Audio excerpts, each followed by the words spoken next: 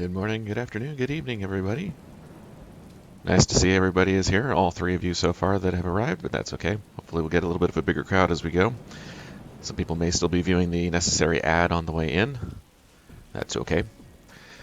So, here for another one of our live tutorial sessions so we can explain a little bit more about the various functions and features available within NoLimits to customize your coaster to get it to behave like real-life coasters, setting up supports, and a whole bunch of other topics similar to that.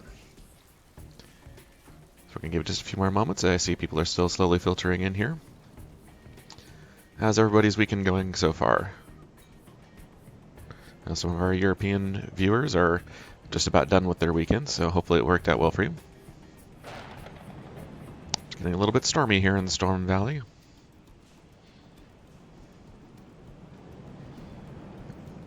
Coaster Fan 312 says that his weekend is going weekendy. Very good.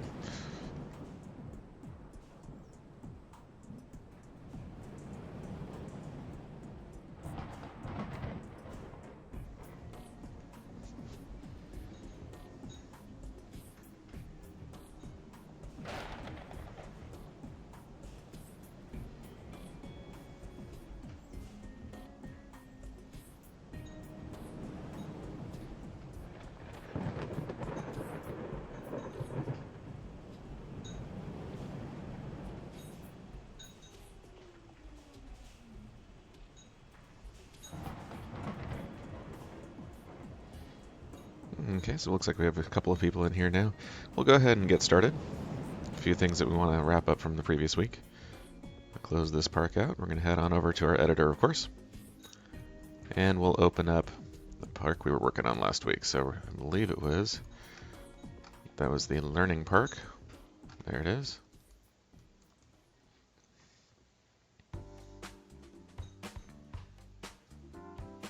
Okay, so let's see where we left off with our learning park. I believe we were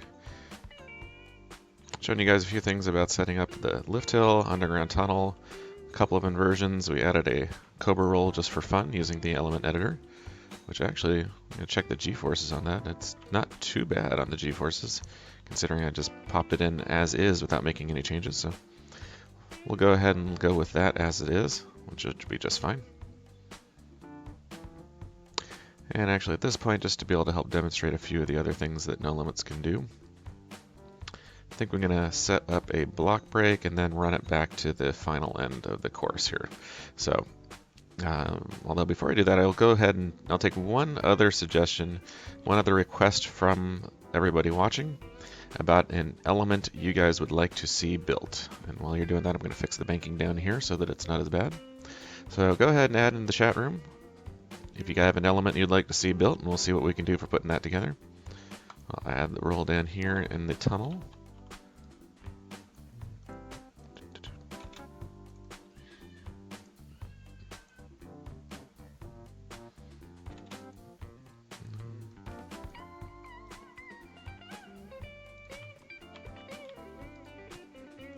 Further up here. A scourge roll. Nice try.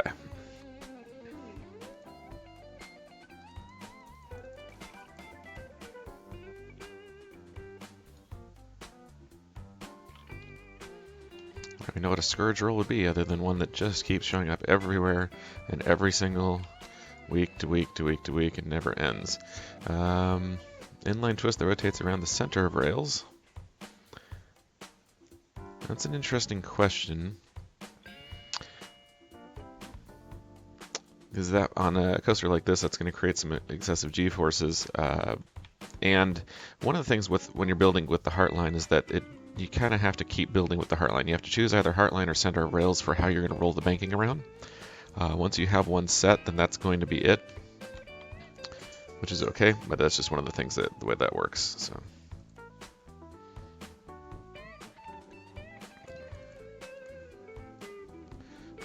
Put that strict and put you further down.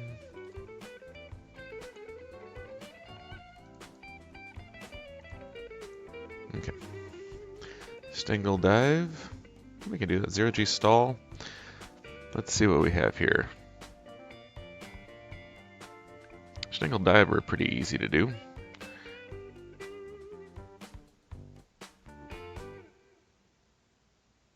What would a 0G stall be? Are we talking one where it rolls over 180 degrees and then rolls back upright again?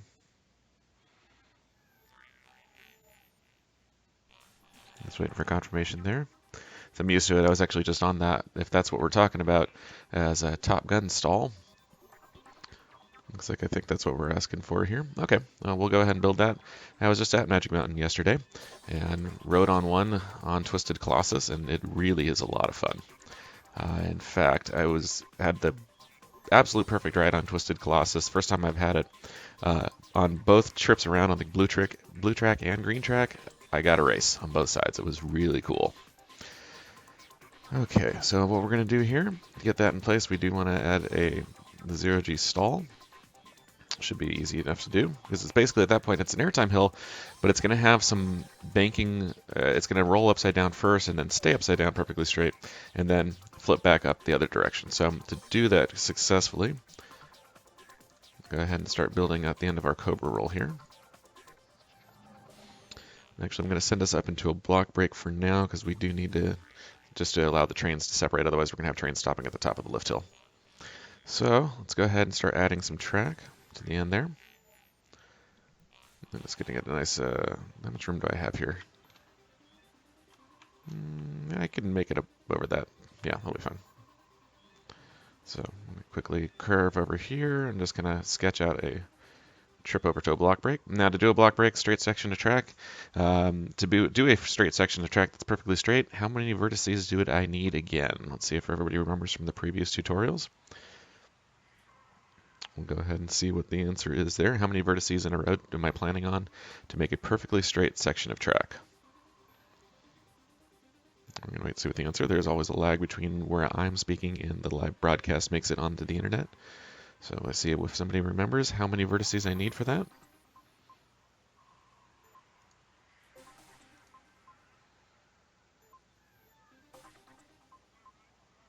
Four is correct. Projection is saying 6. That is actually also correct, but in a different way. JDub is saying 3. That's right out. 4 is going to be correct if you're going to be using strict in the middle. 6 is correct if you're planning to make sure to do it without using any strict vertices, but you're just using the make straight function. Between vertices 3 and 4 on there, you will get perfectly straight track. It's just you won't be able to control exactly where they're going to be. And that makes it harder to manipulate. So I recommend using make straight with 4 vertices. That is the best way to go. So I'm going to get these raised up a little bit first of all, so we have some height here. And as I do that, I'm going to see the speed comb, so I know that I'm going to get up there with the right amount of speed that'll clear it. And let's go ahead and move this up. I got a lot of speed here. All right. That's okay. Let's just move everything up. One of the nice things with NoLimits is that it allows you to really quickly kind of visualize. I'm going to depump this before it bugs me.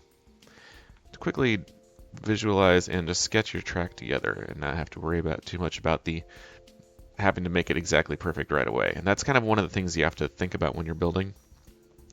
Rather than putting down pieces that are exactly perfectly placed in the exact final form, the best way to think about NoLimits is that the only thing I'm really concerned about right now, in fact, just to prove the point, I don't want the wireframe track. The only thing I'm really designing at this point is I'm designing this white center line. So I'm even going to show none of the combs.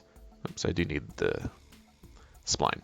So I'm really only caring right now about the spline and how I'm shaping that. And this is the path that the riders are going to take. So you want to think of it kind of as a couple of steps on how you do it. First, you're just designing this yellow line here. This is exactly the path riders are going to take throughout the ride. Then after that, we start adding the rolls so that we can take a look and see what the forces are going to be like and banking the track accordingly. And then we put the track back in place. So for now, let's go ahead and, I think I did have enough speed to make it up there. Yes, I did. We'll go ahead and get the G-force comb back on here because this is looking like a bit of a harsh turn, which is fine. So what we're going to do now is just add a few roll points, smooth that out, and we'll get ourselves a quick block break in place. Add a roll here.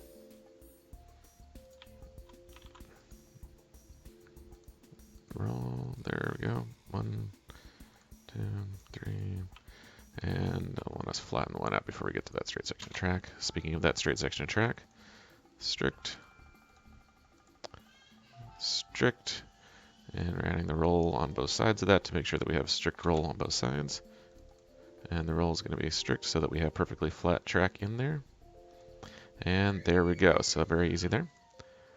Don't know if the microphone's picking it up, but you might be hearing my 13-month-old son in the background. He's in another room right now, and he's fighting taking a nap, which is always a fun time. It does happen.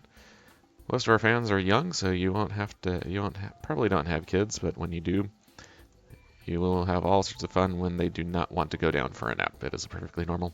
So apologies if you hear it, but it's part of life. He's also cute and adorable, and I'm training him about roller coasters. He loves watching when I'm putting together, working with Kevin, we're putting together the roundup list each week. He loves watching the roller coasters with me. It's really cute. All right, so we're going to go ahead and just even out the banking here. And then, okay, we're going to add just quickly doing a banking around here. That's okay. There we go. It looks better. I know it's going to jiggle a little bit here. Whenever you're going from the perfectly made elements like this back to hand-drawn, you always have some trouble because you go from really closely placed vertices into far away placed, hand-placed vertices, which does create creates little wiggles and things like that. So yeah, they kind of want to stick to nothing but perfect math elements, or you want to do plenty of do-it hand building. I'm a fan of hand building, as you guys may know. Should be good for a block break right there. Alt Lenny can tell you all about math building. In fact, I may have him on in the future to tell us all about force vector design. Okay, so we're going to add the type separator. I just want to get the block break. This, of course, has nothing to do with setting up that 0G stall. I'm just setting up so that we can... Oops, just trying to set it up so that we are able to put together the coaster. It's not going to stall out on us, so we just needed a block break. All right, so let's go ahead and put together our 0G stall. I'm going to go ahead and switch over to the front view as we're lined up to come on back. So basically for the 0G stall, I just need to put together an airtime hill. Excuse me. I need to put together an airtime hill and a few other things. By the way, one other thing to take a look at is that this is a good trick to be aware of. When you're looking in one of these 2D views, now that we have kind of a coaster that has some depth to it, it becomes an issue to know where you are placing things in 3D space, because we're definitely working on a plane. Now, the points that are here at the bottom of this drop, of course, are in a different place than the points that are here. So you notice that when I click on one here, let's see, that's this point right here versus this point right here. You can see that depth-wise, they're much further away from the plane. So how do you set it up so that when you're going to place a point, you know that it's going to show up where you want?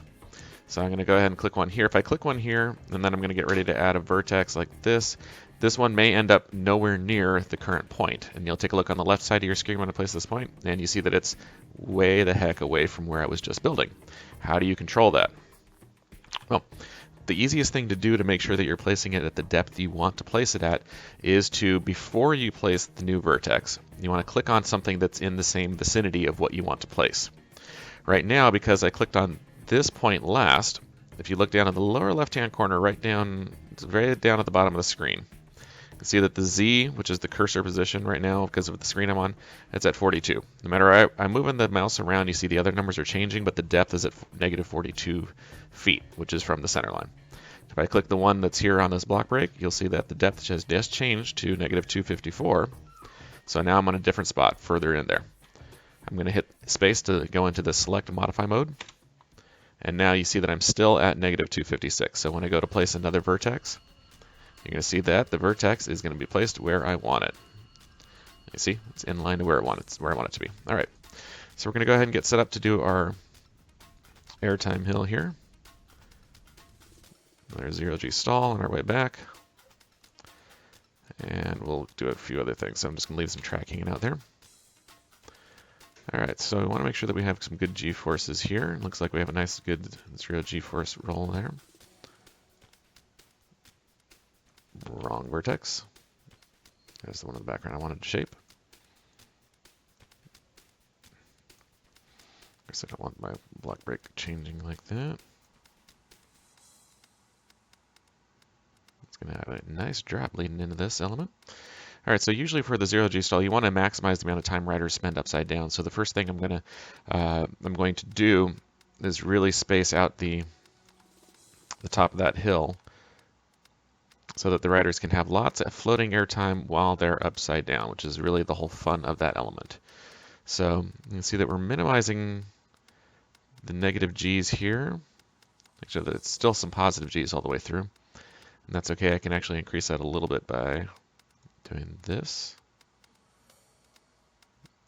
So I'm going to lower the hill a little bit just to give myself a little bit more time. And a little bit more negative G's. Okay, that'll be good enough for what we're accomplishing. Of course, you can always tweak things however you want. There's no specific right way to do this as long as you're accomplishing what you're looking for. So now we're going to go add some rolls. And that's a little easier in this case. I'm going to go back to perspective mode. Make sure I do have my 0 roll there. Good. Put a couple down here just to make sure that it stays. I want it to stay level. It's right about here. And then I'm going to quickly transition. So I need to have the one for the wobble right there. Then we're going to transition all the way to upside down. And then we're going to be straight. And straight. Wobble. Roll. Straight. All right. So I'm going to quickly go ahead and go through each of these and set to where I need it. That's going to be 0 and strict. That is going to be, actually let's go the other way. It makes it a little easier to visualize what we're doing. Since you're the one that's going to be strict as well. You're for the wobble. You're for the wobble, and you're going to be 180. So let's go ahead and set you to 180. You're 180 and strict, as are you.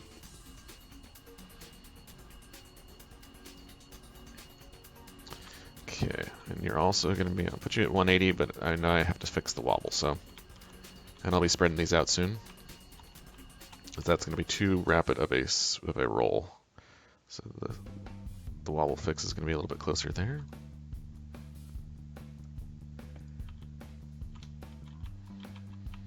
Okay. Now looking at our forces, you can see that I've got the little green wedges on the right-hand side, as I showed you guys last week. I want to have them all on the same side to avoid that little extra wiggle to one side that ends up happening. So with you, I'm going to go ahead and add a couple different. Yeah, which side did I go? Did I go positive 180 up there? It's been so long. It's been a minute ago. Okay, positive 180. There, I still want to get all the little sticks on the right-hand side, and they're just about there, so it doesn't need much. 2.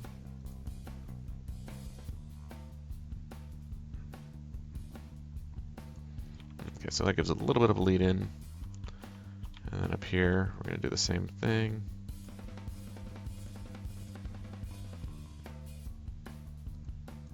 Almost there. It's going to be quite a bit for that last little bit there. Nope, that's too far. I can see that the sticks aren't lining up perfectly. There we go. There we go. That should be good enough to give a couple degrees in and out. Again, I'm rushing through this. I could spend more specific time on it, so you're going to go to... Oh, you also need to be at 180.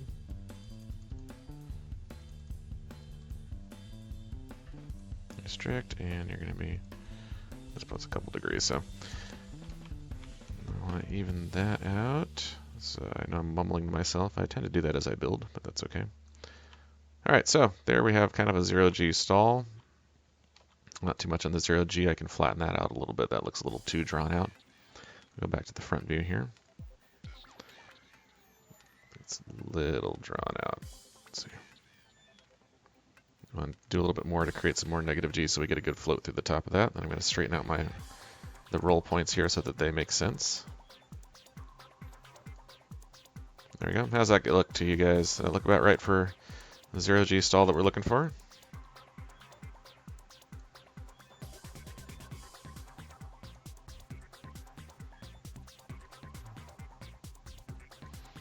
Just have a nice roll through there and a nice roll back upright again.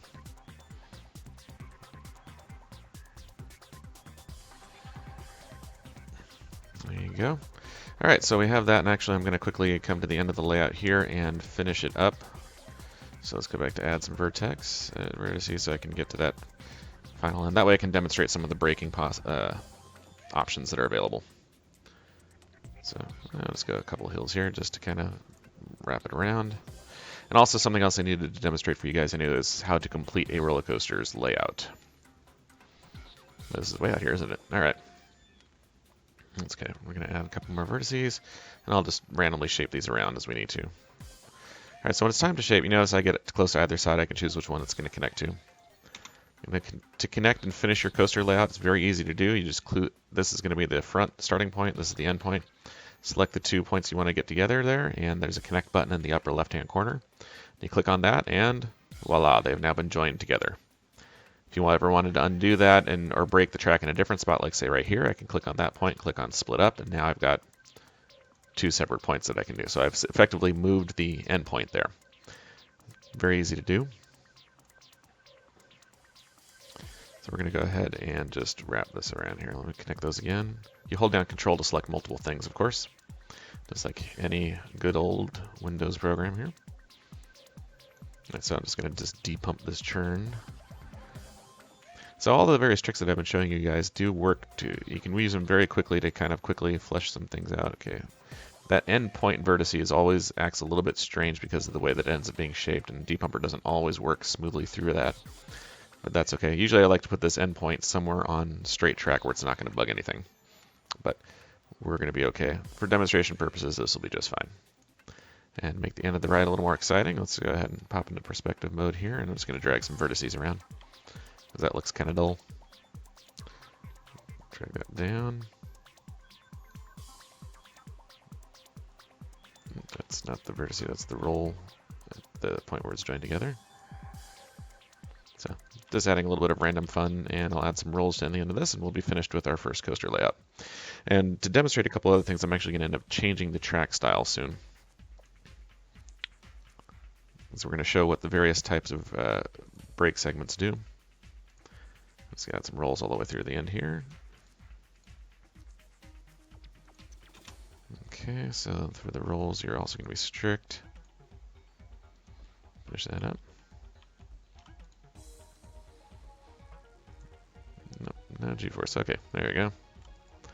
Should make it a little bit more interesting. We're going to no let G-force the whole way through. Just let NoLimits calculate all those fun forces.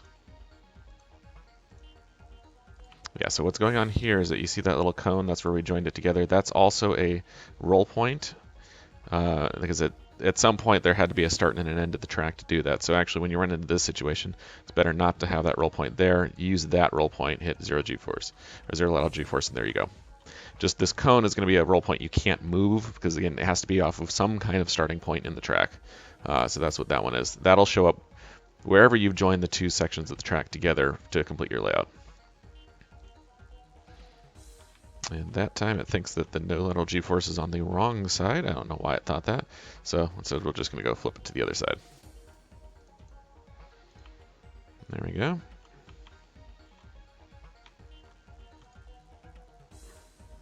Actually, I'm going to go back into, actually I'll just drag this over here. A nice long gradual break. And the reason I'm going to set this break up is to demonstrate a few things related to the final breaks and how those work. So, should be good enough. Okay. Strict, and you're going to be the wobble one, so we're going to undo that little bit of wobble that I see there. There we go.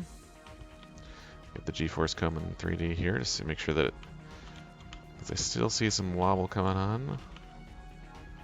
And look from the other direction.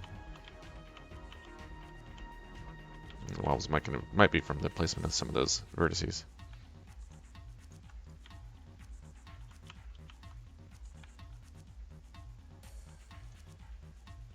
So I can quickly switch to the top view here because I want to. Nope, that's fine. So, okay.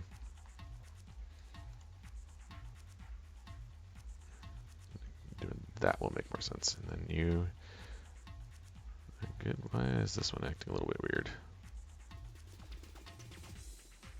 There's this weird banking going on right here. Again, I think it's because that's where 2 track sections join together. So, where that roll point there? So there it is. So I needed more than I was giving it. Okay. Yeah, I got just a little bit of wobble there, so I want to add a roll right in here. Oops, too many. too many in there actually. All right, there's a roll right there, and with that one, if we give it a couple of degrees, perfect, and roll should be eliminated. I've just really added a bunch of these, didn't I? Okay, we're good here. So, hello everybody here. All right, so that's our coaster for that one. Need to show a few more settings. I think I set up, now I can actually go into setting up the brake settings because we want to basically make sure that we're going to be showing how the speeds are going to be getting under control in various areas. This section here, I didn't put a transfer track in. We can show that another time. But this particular brake section, these ones, I set these up to be tires only, if I remember correctly. So enabled tires and then hiding the brake device, good. Set this one also to be transport only and hide the brake. And that's what's very commonly done on real life coasters, but this is the section of track I'm more interested in right now. So to better demonstrate everything that we're working on right now, I'm going to change the coaster type.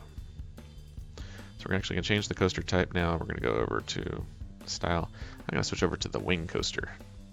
Twisted wing coaster. The reason why is this is one that has it's got a useful setting in there because we'll be able to demonstrate friction brake and magnetic brakes at the same time. And that has a lot of cool stuff in there. All right, so on this final brake run, I have the speed come up, and the reason for that is that what I like to do on final brake runs like this when I'm planning to use a magnetic brake is I want to have simulate that nice, slow, gradual stop, where it just kind of comes to a nice, even, slow stop, and then after the end of that stop, it just crawls forward off the end of that to finish the layout.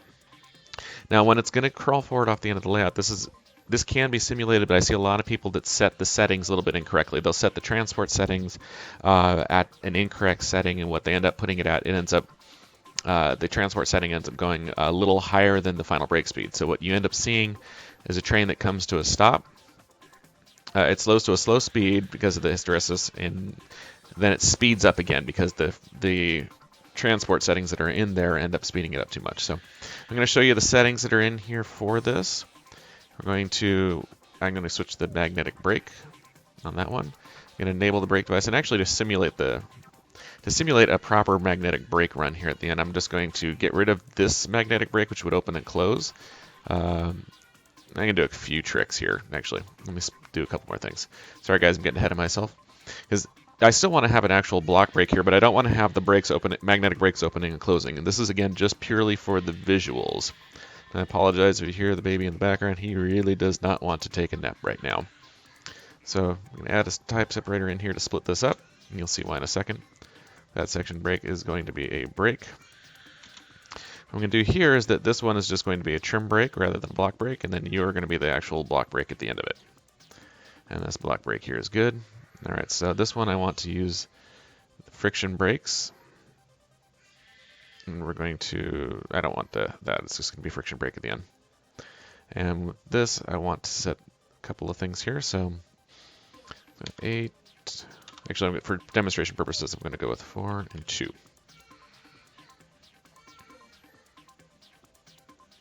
Okay, and this one I'm going to go with, I want to hide the brake and just use magnetic brakes. And you'll see what this is going to end up doing. The LSM is going to be a fixed magnetic brake, and I want to bring the speed down here. The actual brake, I'm going to want it to slow down to a nice slow crawl.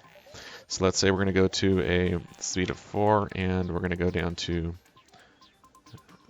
1. That should bring it down to 3 miles an hour, which is a nice crawl. And then what I'm going to do to help simulate the speed of it slowly crawling forward is I'm going to set the speed of the transport device at 3 miles an hour with a deceleration value. That should be fine. Acceleration value I'm going to put it very low because I don't want it to actually speed up. So I'm setting this speed here to match the speed limit minus the hysteresis. So that's going to end up being at 3. If I set this to the same thing as the speed limit, what would happen is that it would drop to 4 minus 1, 3 miles an hour, and then it would gain and be pushed up back to 4 miles an hour, which looks a little bit weird compared to how real-life coasters work. So we have all that in place. All that in place there. Now you can use the speed comb to determine exactly how far into the section it's going to be stopped. You can see that I have a lot of speed coming in here, and this is probably too much, so I need to increase the force of the brakes. So even though the brakes are hidden here, I'm going to put that to 1, and we'll see how the comb looks. Looks like I'm getting better, but I want to get the speed closer under control. So I want more. Let's go ahead and hit the deceleration on that to 0.7. Nope, still not there. Okay. So let's see what else I need to do to slow this down. 0.2 Gs of force, that's quite a bit, but that's going to be a much more gradual curve. This right here is more the effect that I was looking for. So we'll go ahead and freeze that in place and test this out.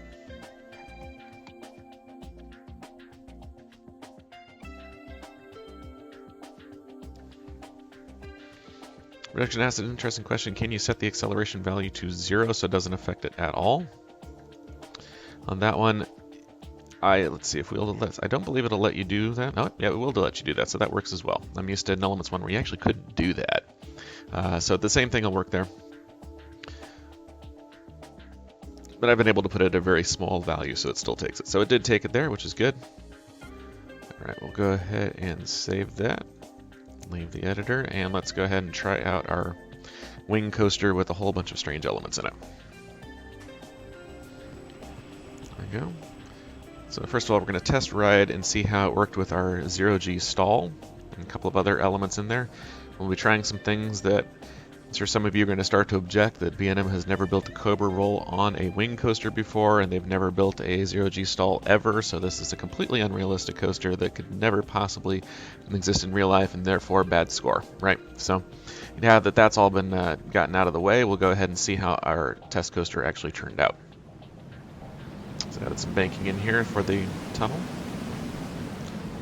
There's 0G roll, a little fast for a wing coaster considering how wide the train is, but good enough for demonstration purposes. And now the Cobra roll of unrealisticness.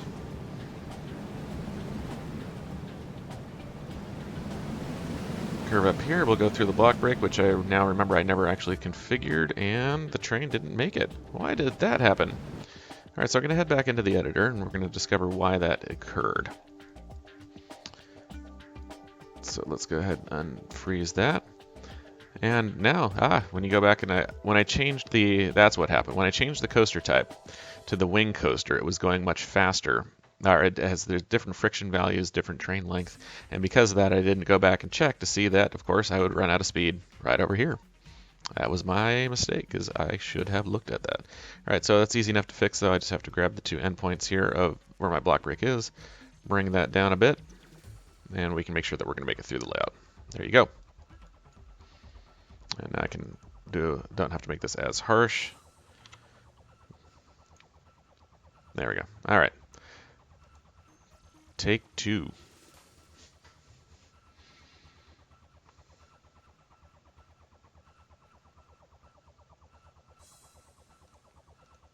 Yep. Yes, I do want to save it, but I didn't want to close it.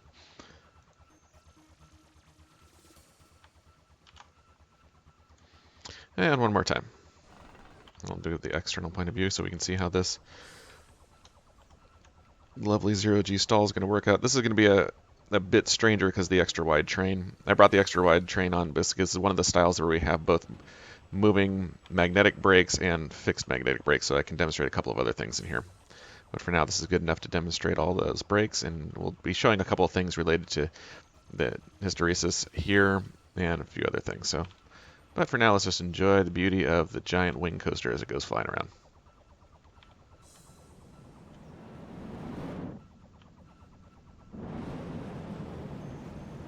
That's just pretty.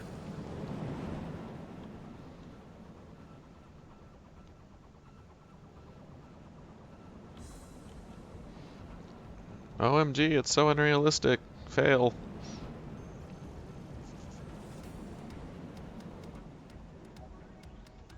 Okay, so here's that 0G stall you guys are asking for. It's a little awkward, and the roll is probably going to be a little too abrupt for this style.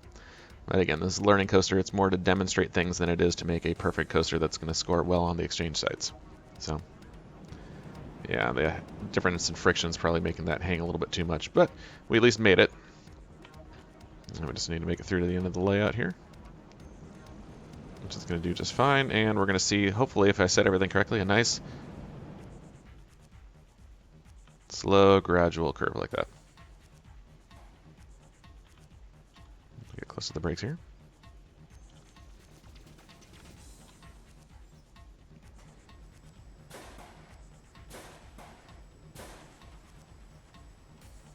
So why were the brakes opening and closing like that? Anybody know the reason for that?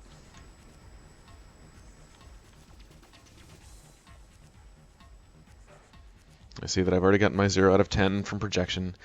My coaster is a failure. That's it. I will uninstall NoLimits and never play it again. So why did the brakes suddenly start opening and closing near the end like that? Does anybody know the reason for that? I see somebody saying speed, but what about speed? What is the reason for that? This is a lot of things. This is understanding exactly what's going on. We'll be able to see it again here.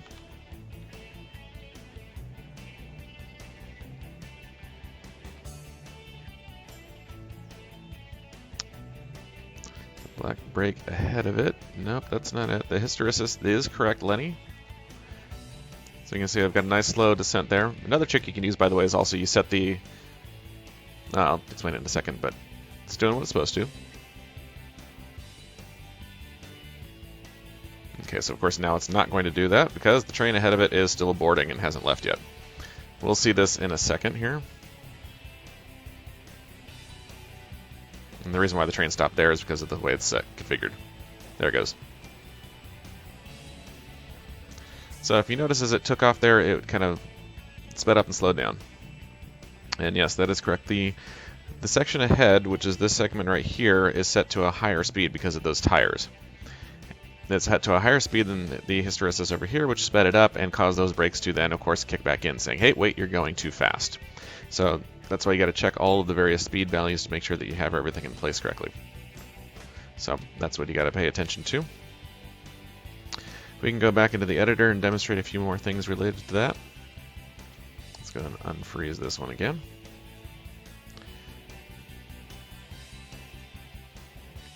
Yeah, so when we're going to double check that, we can see 4 and 2, so that means every time it gets to 2 miles an hour, the brakes release, or if it's higher than 6 miles an hour, the brakes kick in, trying to lower it down to 2 miles an hour.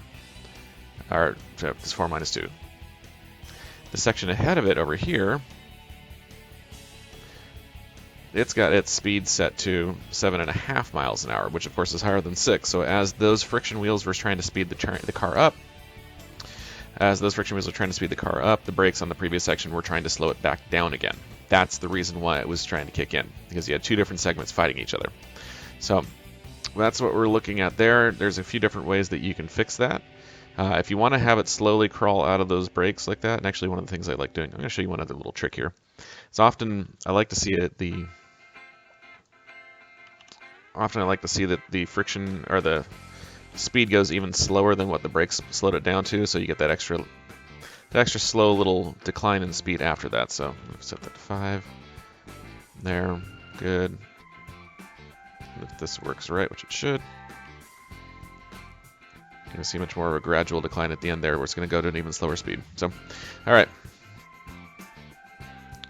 Now, the other thing that was interesting is that when this train, the second train, stopped waiting for the station to get ahead, it stopped in here. Why did it stop over there? See if anybody knows the reason why it stopped way over there. Of course, I gotta wait for everybody for the time to catch up here. But why did it stop over in that section there and kind of overlapping those two brakes instead of centered on the section over here? What's the reason for that? Let's see the answers from the chat room here.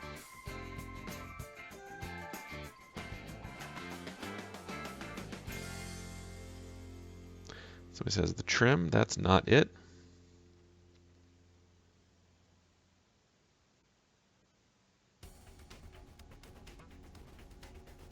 Block brake separations, that is not it either. Braking trigger, yes, correct projection, thank you. The braking trigger on this segment is telling it where it's going to stop. So that's this section down here at the bottom. The position on the train is telling the system, when do I engage the brake? When do I consider that the train is at the particular point where it needs to either be stopped or allowed to go forward?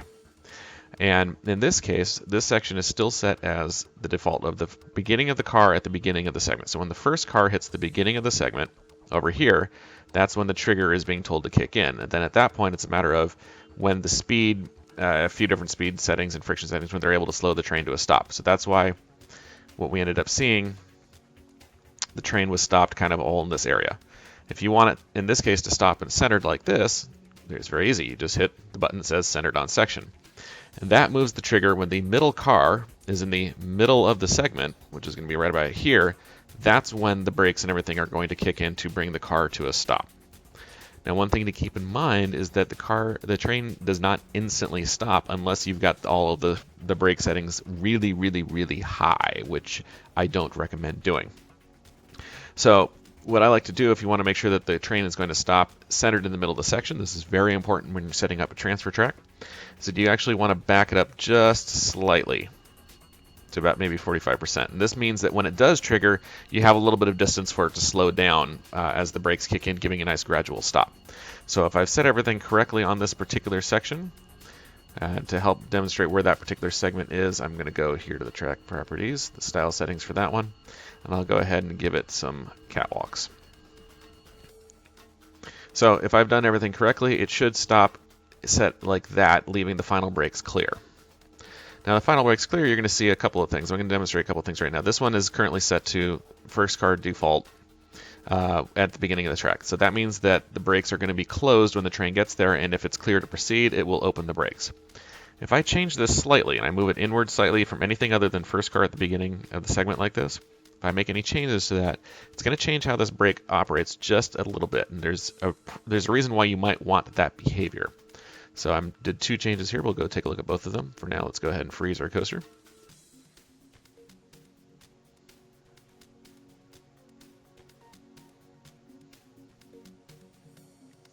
Yes, Lenny, or actually projection is correct. The reason why the numbers were looking a little bit strange is that actually by default, the last couple of times I had left myself in meters versus imperial units, so the numbers were starting off in meters, and I switched over to imperial units today, which is why when you convert it, it's all kinds of weird decimals. All right. All right, so going back into our coaster here. And this time I'm going to head to the back here. Now, I'm coming back over to this section, this particular brake back here, and there's a reason for that. And before we go much further, I'm going to pause it so that I can demonstrate one thing here. I need to bring up the control panel so you can see the blocks, and the reason for this, it's going to be the unnamed brake. It's one of these two. I haven't named them, so I don't know which ones they are. All right, right now this brake is in its closed position, should be. Let me look at that closely. That's in its closed position. Listen closely.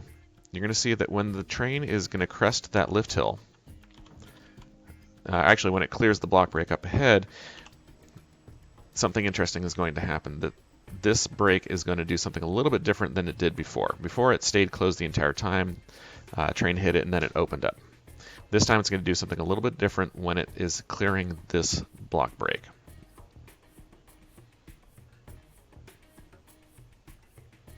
So we're going to wait for the train to go. We're going to head speed time up so that we can get to a little bit faster.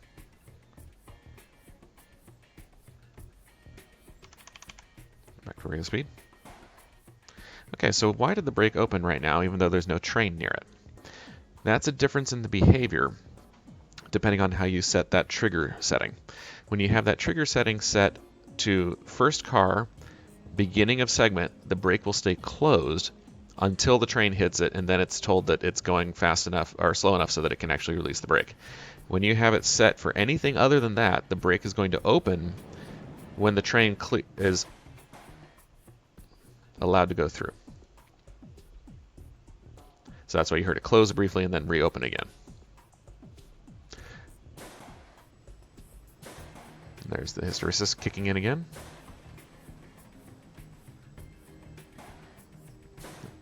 So now it closed, because it's closed in the closed position and it's waiting to go forward. So, and I'm going to also make sure that that train does not get ahead of us. Actually, because it just got there, we should be okay, but so I'm just going to put that to manual dispatch. So, because the other thing we wanted to test was that the next train will park perfectly in this segment. So, but this is a specific behavior you can control. You can have the brake open, waiting for a car to show up, which is You sometimes want that on block brakes of wooden coasters or wild mice so that the car just goes through unimpeded and you don't hear the brake opening when you get there. But in some coasters, you do want it to be closed until the train gets there, and then it opens when it's allowed to. So both options are there, it just comes down to how you set it. So now we're going to see how we do in terms of where this train parks on this segment.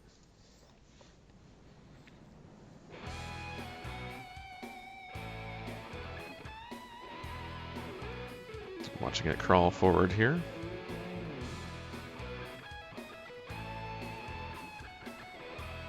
There we have the friction tires the brakes are fighting the friction tires.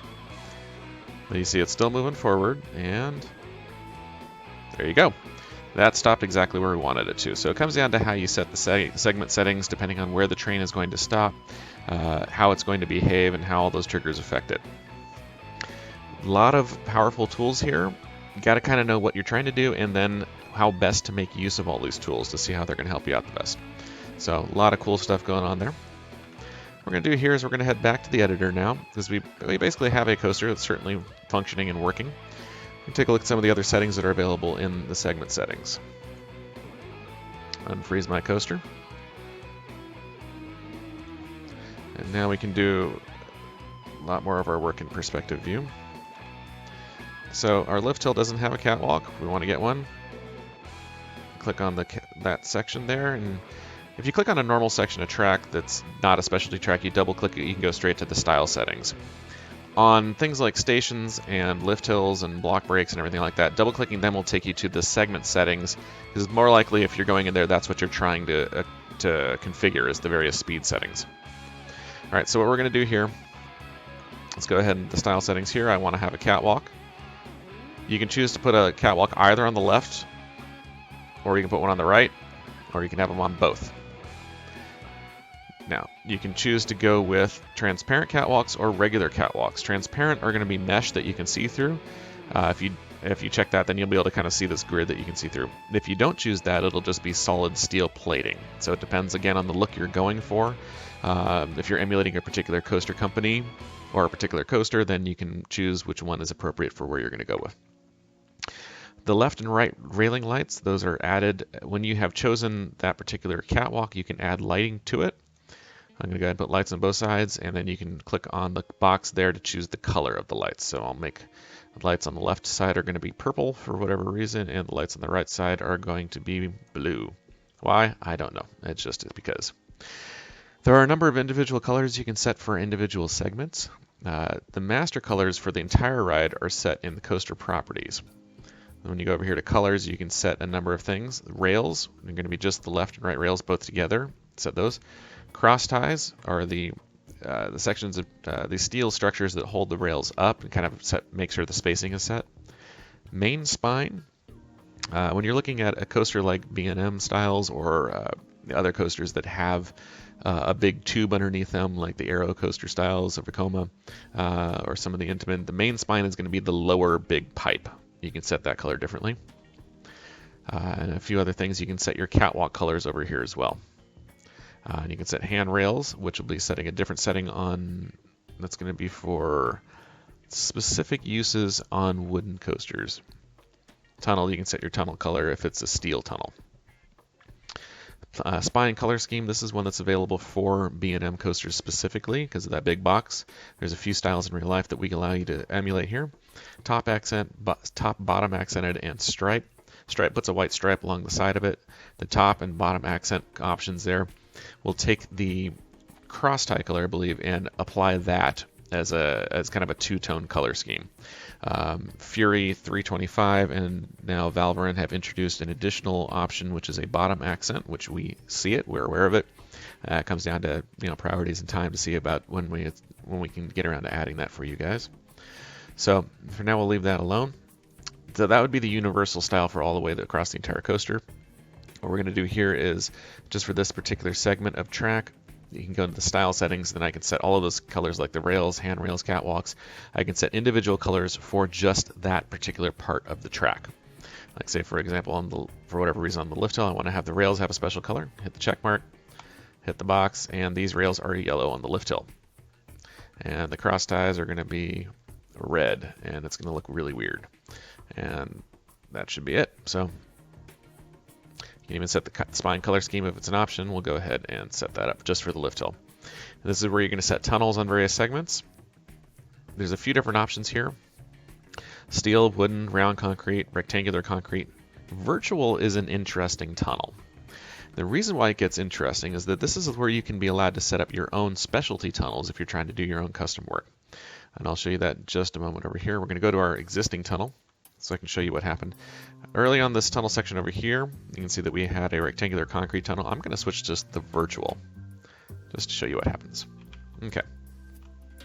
So we added some style to the lift hill. On there for the settings, let's go see if we have anything else we wanted to demonstrate. Tie spacing is another new feature here. We have a few, actually 6 different options that will adjust how far apart the cross ties are spaced. And the purpose for this is that real life coasters, to make the best use of materials and not use a ton of steel if they don't need to, they will space the cross ties out depending on the forces and the G's. In low stress areas where it's just straight track and there's not a lot going on, the ties are going to be on the lowest stress spacing, so they're the furthest apart. The more you're churning, the tighter the radius gets, the faster the train is going, the more twisting everything gets, the denser the cross ties are going to get. In real life, when they're designing coaster tracks, after they've designed the layout and they've figured out exactly where it's going to go and that the path the riders are going to take is safe, they will go along every inch of the track to place the cross ties exactly where they need to be based on stress calculations at every point of the track. Of course, that's a little more robust than most people are interested in, but that said, so for the visual style of it, you can certainly increase the density of the cross tie spacing. That's something that a lot of our fans were very happy to see in there once we added it, because now they can go along every bit of the track and say that, this Heartline roll, it's going to be further apart because it's very slow at that point, but in this area where it's the bottom and going 80 miles an hour through our hard left-hand churn, the ties are very close together. So we're going to leave that for now. We have everything in place that we want for this one. Just demonstrate a few things. I'll go ahead and freeze that so we can process it.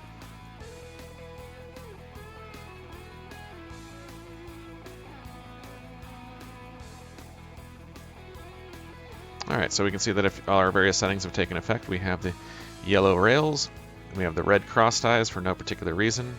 I chose the top accent color, so you can see that the top part of the spine is still colored white, but the top part of the spine picked up the cross tie color, and that's how we get this automatic paint scheme going on. It's kind of a nice little feature that's added in there. We've got our purple lights on the left and our blue lights on the right. Now the lights are they'll take whatever color you give them, and at night they automatically turn on and glow in that particular color, which is a nice little feature. So, and we chose the transparent catwalk, so you can see that's why it looks like a steel grid where you can look through it and go down. And then let's go over to our virtual tunnel. This is what's interesting, because remember I set this as a virtual tunnel? So what's going on here? Well, we've cut a hole in the ground, and along with cutting this hole in the ground, you can see that it's even getting dark in the middle of the track, as if it's in a tunnel, but it's not in a tunnel, or there's no tunnel being drawn. This feature was added for people that want to do various specialty functions. They want to basically draw their own or make their own tunnel through terrain, or make the building that goes through terrain, or whatever you want to do. The important purpose of this is to cut a hole in the terrain, a nice big round hole, and then let you fill it up with whatever you want to fill it up with. The other purpose of that is that it's going to darken the track that goes through there as if it is going through the tunnel. There's a lot of different applications for this. You can use it in a number of different manners and mechanisms, including this will also cut through water. So if you wanted to build your own specialty curved trenches or various other water things in like a kind of a curved spinning tunnel that's perfectly flush and flat with the tunnel instead of the way that these tunnels come out, you can do that. And this will allow you to help cut a hole through the ground on how you want to do that. So virtual tunnel is a very nice feature to have in there for the customization that you need and that you'd like to do with that. All sorts of nice stuff that's in there. For now, though, I'm going to go back to unfreezing that, and rather than show the invisible space there, we'll change our tunnel back into just a round concrete tunnel. And you'll see that when I bring it back, you'll see it's the same shape.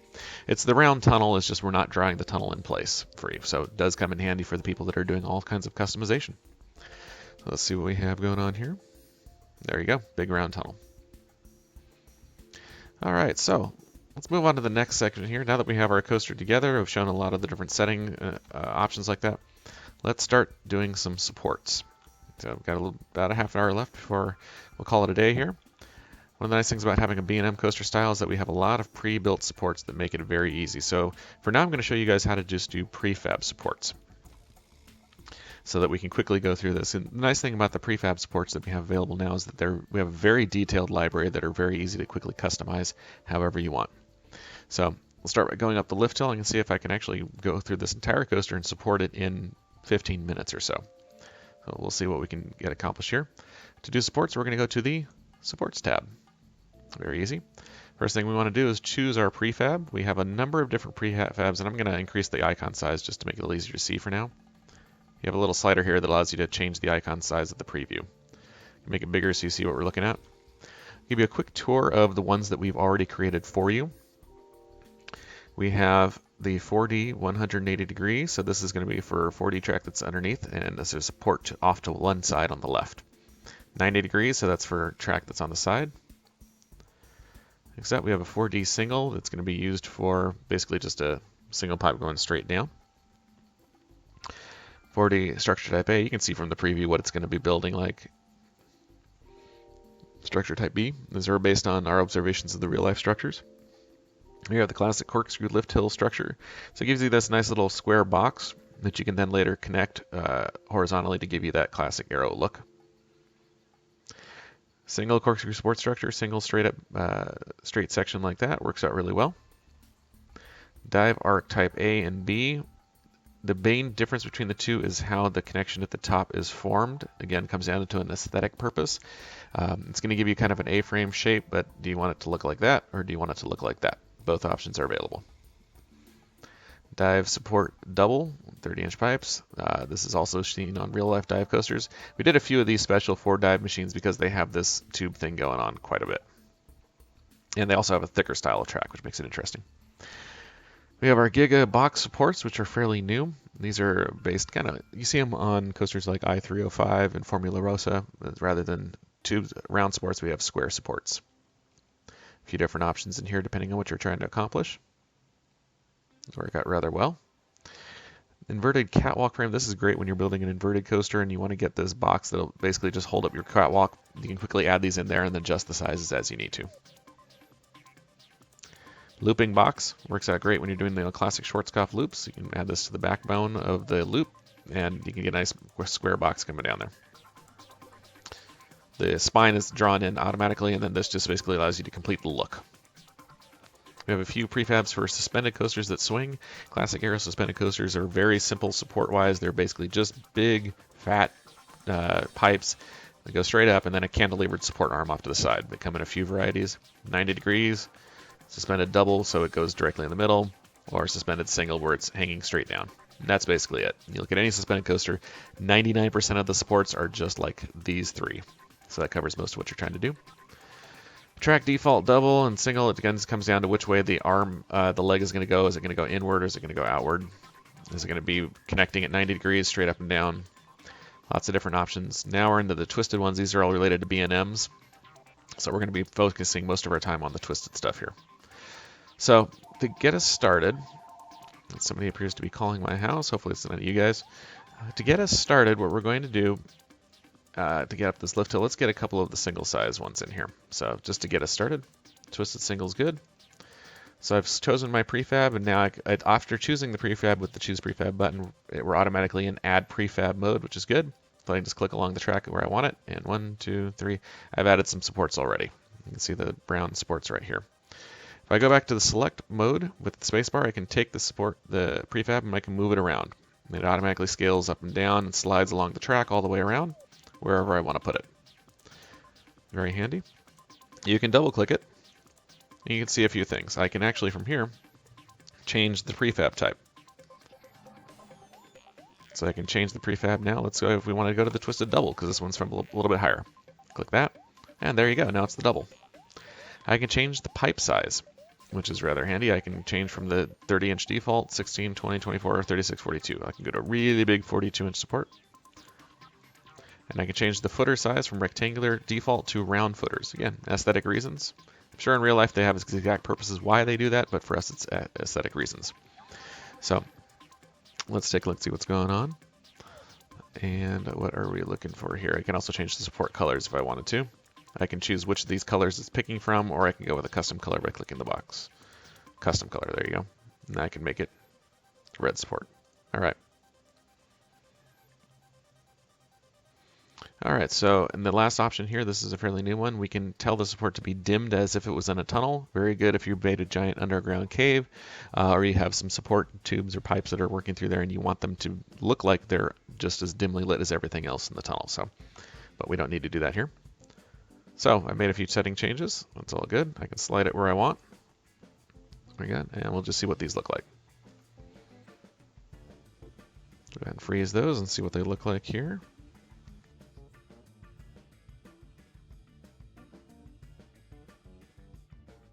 And there you go. So you can see the first two that came out as their default 24-inch size. It's about right. And being a B&M, the nice thing is that we draw these box connectors like this automatically for you, which is nice. And this is a much thicker meteor support, which is why it was the 42-inch diameter. So there's a few other nice things that you can do with these prefab supports, because on a lift hill, that's not very good, a lot of lateral bracing considering how high that lift is going to be. So there's a quick and easy way that we can fix that. And this is another one of the most powerful things about our prefab supports that we didn't have. I'll go ahead and make that the highest support.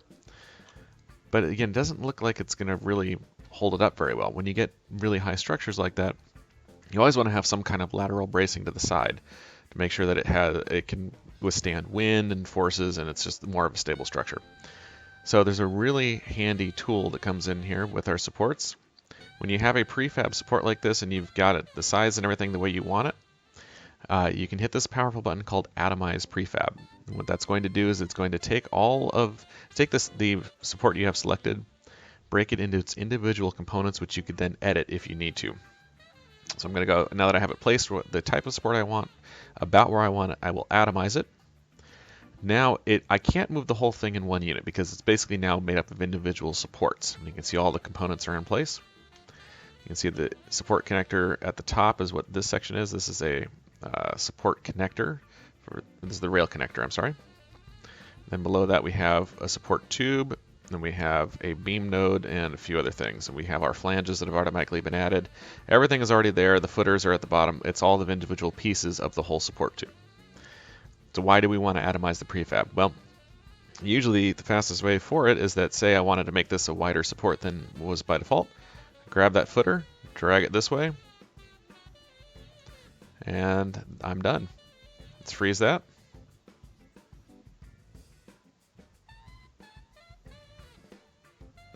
And just waiting for it to finish building everything here.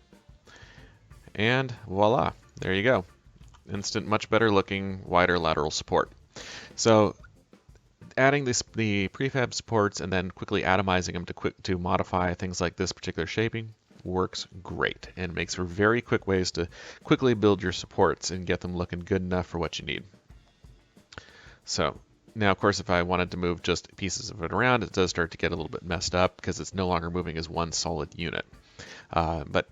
So I'd recommend move it, get the approximate support you need about where you need it, and then after that, atomize it to just adjust the shaping so you don't have things going through the supports as you need to. So we're going to go back to the supports thing and see how quickly I can move through everything that I want. Go for the prefab twisted doubles fine. I want to get a couple more of those along the lift hill here. That's good. A couple more on the way down. There you go. Now get in the tunnel. We're going to pretend that the tunnel has all the supporting it needs. A couple more leading up here into our 0G roll. So the 0G roll is where things are going to start getting interesting. So I do need to kind of support it off to one side.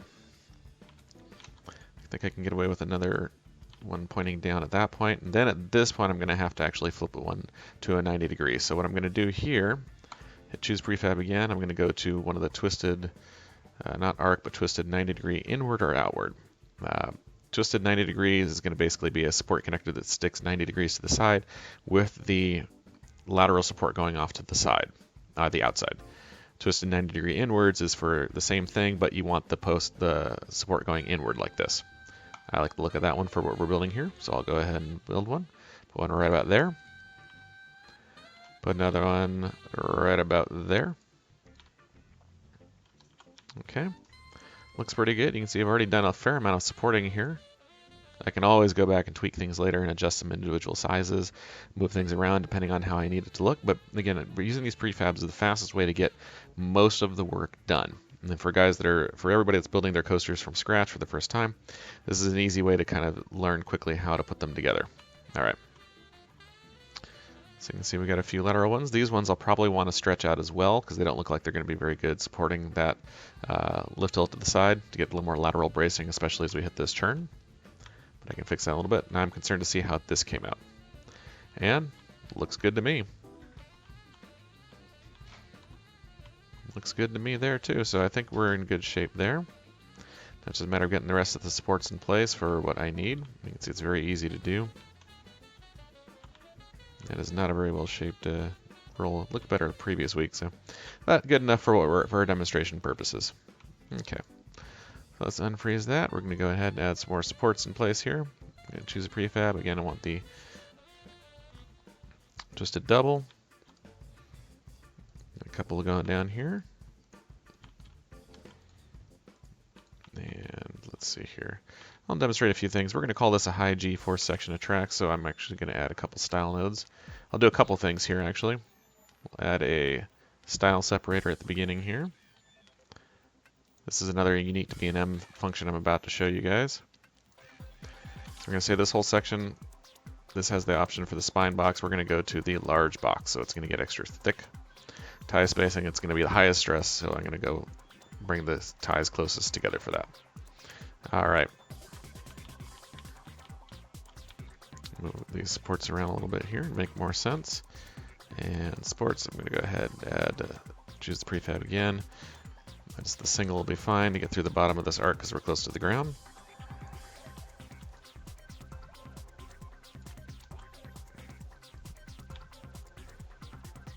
Okay, and then we're going to switch over again to the double. Okay, so then we run into the interesting thing about how are we going to support the vertical. I did see a comment go by about loop connectors. B&M they do have a specific thing that they do for their loop connectors. I understand exactly what you guys are talking about. Again, it comes down to priorities and when we're going to add that, and we do have bigger projects in the work right now.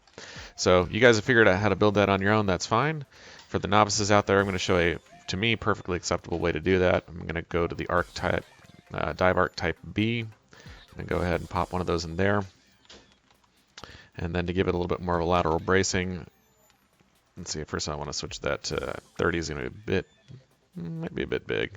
No, actually that's going to be fine for the height. So I'm going to do that, I'm going to atomize it. I'm going to go over and find it, just over here. Click on the two footers at the same time. I held down Control to select them both. And now that they're both selected, I'm going to hold down the mouse and drag them out this way. And they look about equidistant there. Looks good. Let's go ahead and freeze that and see how that comes out.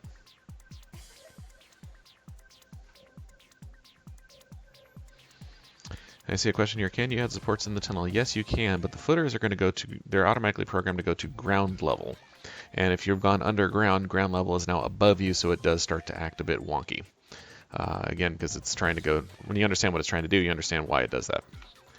All right, so here we can see, there we go from the thin spine we were using to the thicker spine. Again, that's a B&M specific option. And you can see that the tie spacing went from what it was before, this was the normal tie spacing, to much denser tie spacing. All options you can do for various visual aesthetic reasons. You can see for this particular connector here, yes, I know this isn't exactly how B&M does it, but for the purposes of demonstrating here and for guys that are just learning how to build their first coasters, this looks great. I'd accept that for that one. In fact, I've even done it for a number of coasters myself. So, works good. Again, we're trying to pay attention to what is necessary to accomplish the basic effect of what we're trying to do, just to make it look good enough. That one. So, you can see I've already supported a fair amount of my coaster, and it looks believable enough. Not going for perfection, just going to teach you guys, but to show you how we can put these things together. Now with our supports, you can do a lot more than just drop down prefabs. You can actually do quite a few other things with them in the way that you manipulate them. Say for example, I wanted to connect these two beams together with lateral support of some sort. A new feature in NoLimits 2 is the ability to add, we have a number of different nodes here. We have footers which are right here. Of course, when I add a footer, it's just going to be on the ground. I have rail connectors, and those, of course, are going to attach to the track somewhere. We have a few other things. A free node is just going to be a spot in, it's just a dot in space, but it's going to be something that allows you to connect and draw. I'll put another one near it, so another free node. These allow you to connect beams together. When I have footers and rail nodes and everything together, I can click on add a beam, and I can click and hold to draw a line that connects everything I want to connect together. And there you go. You can move them around, move them up and down. That allows you to put the supports together. In the old days, you had to do all that manually by hand. And they didn't flange together. They kind of had weird overlaps. So now the newer supports will actually flange together and automatically make that connection for you. The beams themselves, you can customize the size, beam types. It's the 16. I can go a whole bunch of different options here, including the ability to do a custom pipe diameter. So if I go to a custom pipe, I can enter in whatever number I want for this one. Let's say I want it to be 4 foot in diameter. Then close that. That's going to be this one when I bring it back up again. That's going to be a 4-foot pipe followed by a very small pipe. The numbers that you see in here, by the way, these are always listed in inches and not in metric units. And the reason for that is that when we were doing research, I actually personally spent a lot of time at Magic Mountain finding every coaster support that was publicly accessible, meaning not behind some kind of a fence or in a closed-off area. And I measured the circumference, or sections of the circumference, to calculate the diameter. Using that, I came up with the diameter of every visible support tube that was in the park. And then we compared that to I have a friend and does civil engineering. He provided a chart of what steel tubes are actually made by manufacturers of all the standard sizes. And given through all that research, this is how we set all of these preset pipe sizes. These are all exactly the way that you would see these pipes ordered in real life. And even these smaller ones where you see the OD like that, 8-inch diameter pipe, the actual outer diameter of an 8-inch pipe is 8.625 inches. 10-inch pipe, the outer diameter is actually 10.75 inches. 12-inch pipe, the outer diameter is 12.75 inches. That's just how the pipes come from the manufacturer. After that, the outer diameters do say exactly where they are. And these are all the various support sizes that we found at Magic Mountain, and this is pretty universal across the entire world. We have recently found a couple of supports that have gotten to 54-inch outer diameter. Super rare, but there's a couple out there. 48 is the biggest that you're going to see. And for those who visit Magic Mountain, if you want to go see some 48-inch tubes, you'll see some holding up the highest points of Ninja. And you'll also see the tallest support of Tatsu is a 48-inch pipe. Everything else is smaller than that in that park, including all the way down to some 8-inch pipes that you'll see holding up parts you can measure in the Station of Gold Rusher. So some useless coaster trivia there. But we do have all sorts of different supports, so you can come up with whatever visual style you would like. So I'm going to go ahead and freeze what we have here so you can kind of see this little structure that we built here and what's going on with it. Again, all for demonstration purposes.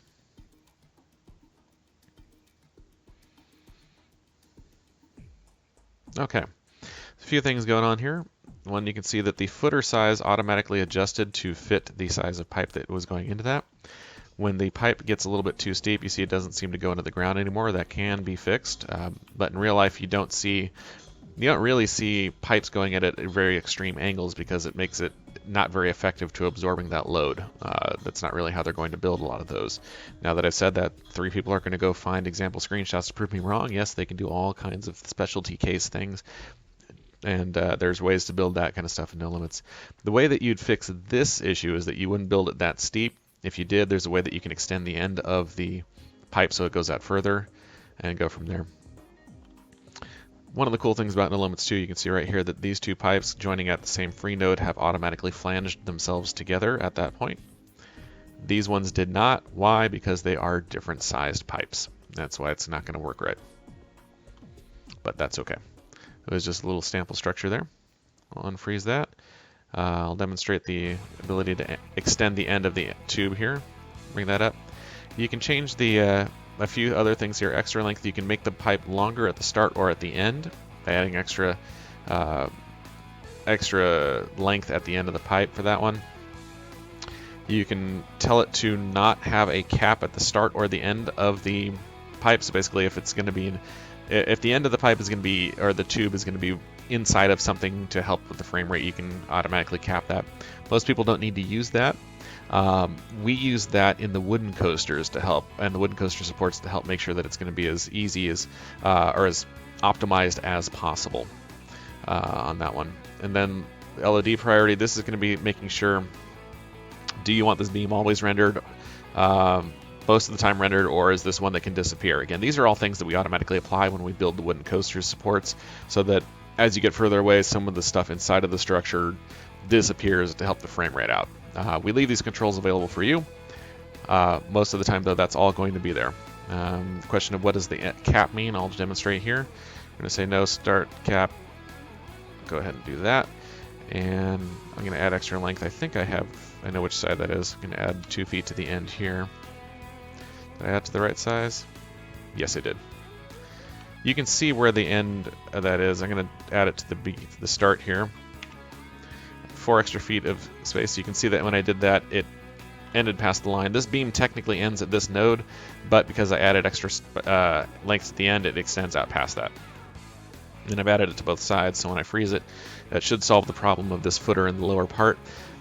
You should see that the footer down here, or the steel tube, will go further through that footer. There you go. So that solved that problem. It's actually now full and flush in there. Most of the way, if I gave it another couple inches, it would make it the rest of the way in. Then when we go up here, you can see the extra length up there is also in place. And then for the caps, I told it to not draw the caps, and there you go. There are no caps drawn. Again, we use that stuff when we're making our wooden supports, because otherwise you'd be having a lot of the wooden supports that would be in the middle of things that just kind of overlap into segments. They would be drawing the end caps, which is a waste of polygons because you can't see them. We handle a lot of that in the wooden supports automatically, but we do leave the control there if you're working heavily to optimize your coaster. All right, so we have that in place there. Another thing I'm going to demonstrate really quickly here, I'm going to show a new node that's available for the coasters in NoLimits 2 that's very handy. We have the beam node. And the beam node is very handy. Before, if you wanted to make something that connected from this beam to this beam, in between, you had to place 2 free nodes and then just carefully line them up, and it was a real pain. Now the beam node snaps in place onto the beam itself. Once you're back in edit mode, you can slide it along the beam really easily, and I can add a beam between the two. Add beam, boom, boom. Make sure that's, it used the last settings of the last support I worked on, so I don't want it to do that. I'm just going to call it just a regular 24-inch pipe. There you go. Which it didn't apply that there. So it did not, the start length, that's what I didn't change. There we go. There we go. So now you can see I've added the beam that connects the two of them very easily. And there it is. And you can see that I can just quickly slide things along, line it up however I need to. Very handy, those beam nodes. And you can do a lot of things with beams, and people have gotten, especially Turbo, he's gotten, or Corbels, depending on what site you're on, he's gotten very good at building buildings and all kinds of different objects completely out of beams and supports. We like to refer to that as support scenery. So there you go. You can see it's perfectly inside of there. Comes in handy. Now for the application for this, of course, there's lots of different ways that you can make good use out of those kinds of settings. Again, depending on how you're doing the supports, but that just makes it a lot easier to do the supports. So I've saved that. I'm going to open up something else to show you guys a couple of other things here. Let's see here. I'll go up. And I'm going to go down to one of the parks I built for the wing coaster update a while back. There we go. This is going to be, that should be the one I want to show you guys. I have a few different versions in there that I was using for different purposes.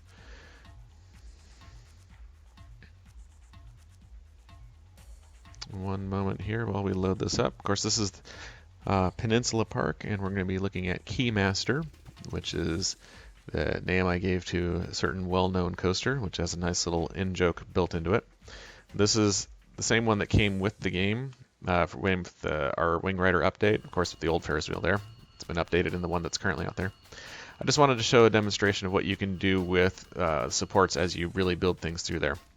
See this whole transfer storage track here?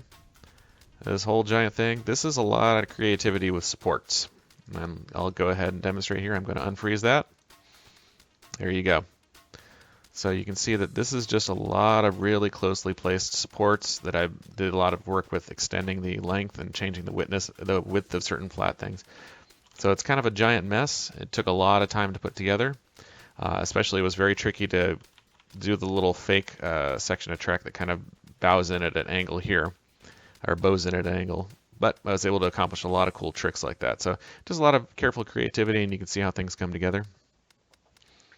And as dense as that looks, you should see the stuff that Seth puts together.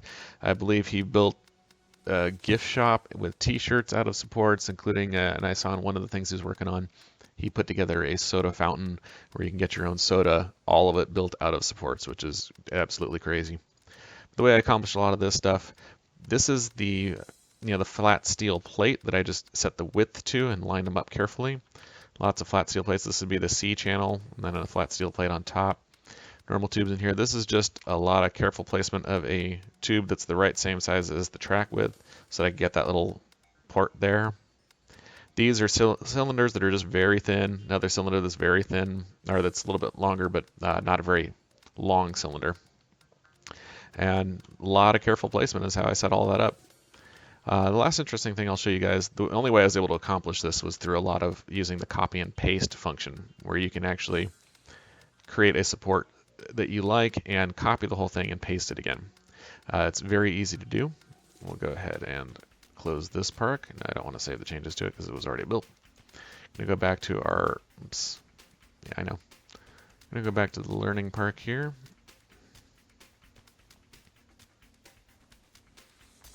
I see a nice comment from Projection. Just be happy you never have to custom support wooden coasters. And I agree. Although there are some people out there that like to custom support their wooden coasters. So more power to you. You're welcome to it. All right, so we're going to say that I like a particular support structure that I did. For example, this weird thing here. I like it. I want to use it again. So I'm going to unfreeze that.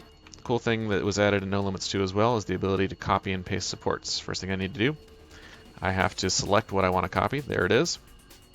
Go to the support tabs. I can go to, there's a button over here on the left-hand side that's going to say define and space copy. That's basically I'm saying, here is the support structure I want to add to the clipboard. So I've hit define, and now that allows me to hit add, define, paste. And what I can do now is I'm going to click on the add, define here to put it in the add, define, paste mode and click somewhere, and that same structure has just appeared somewhere else. And now I can go ahead and freeze that, and you'll see that I have 2 exact copies of that.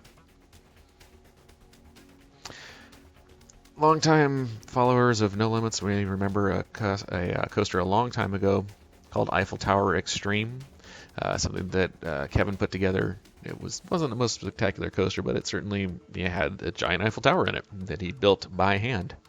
While we were testing out NoLimits 2, when we had the ability to copy and paste supports, we had some fun using the ability to copy and paste supports and then set the scale and all of that. He supported an entire test coaster with Eiffel Towers just to prove the point that you can copy and paste that and move it around. So it was really, really, really handy.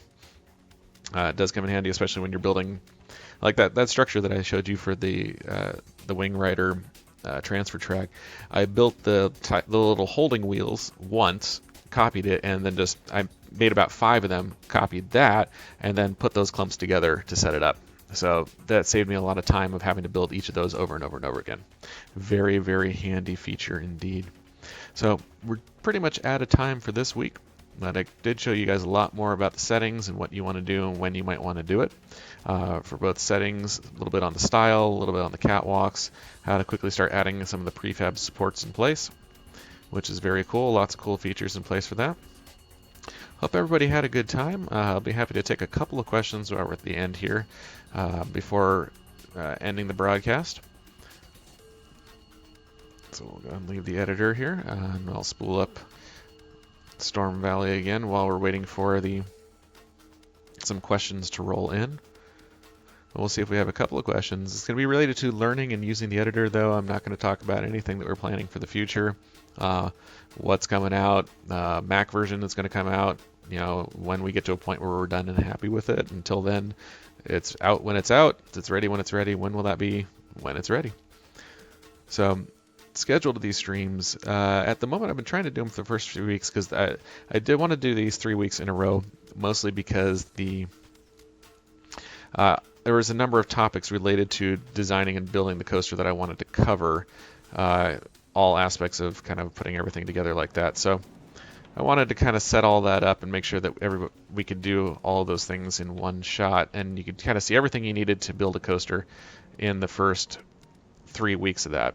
At this point, with the holidays coming up, to be honest, the streams will probably be a little bit further apart, and that's okay because you guys have family, I've got family, we have things that we would like to do and people to spend time with. So that's a nice little shot there.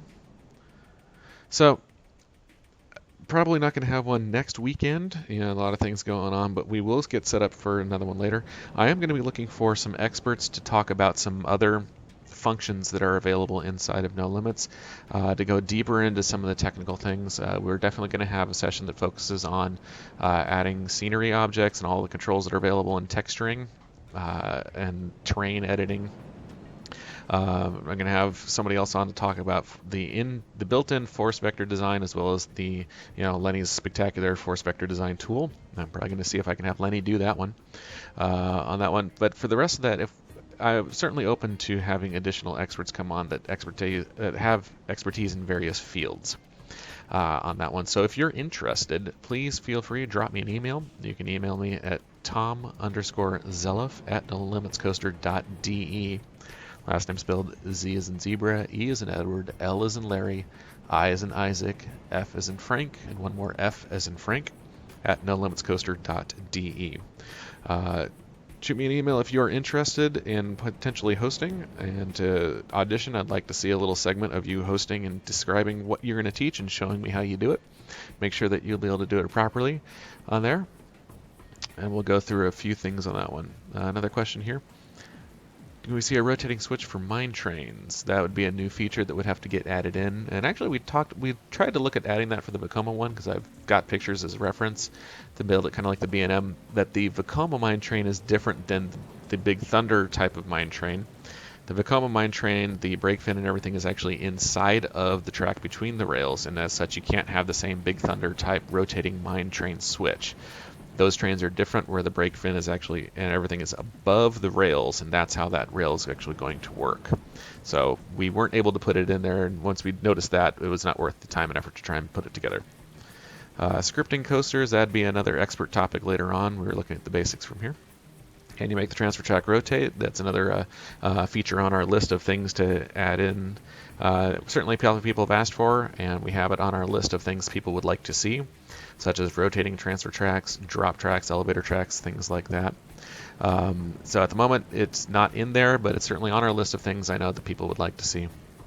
If we have any additional questions, get them in now. Otherwise, we'll be calling it a day here. So glad that we could get together on this Sunday. So no immediate schedule for the next one, because I think I've covered a lot of the basics on what's necessary to make a coaster, both from shaping the track, explaining what's going on, controlling the roll and the banking of the track, adding supports, a lot of those basic features, so that you guys now are better armed for your new folks on how to create the coasters, and even the existing pros that have been around for years learned a few things along the way. So that is going to conclude our broadcast today. It's starting to rain a bit heavier here in Storm Valley, so everybody get inside, stay dry. Thank you very much for being fans of No Limits and being with us through the whole journey here. Keep building coasters, keep helping each other out, keep helping each other get better at it by being polite and giving constructive criticism that's intended to help, and not say your coaster sucks and you're doing it all wrong.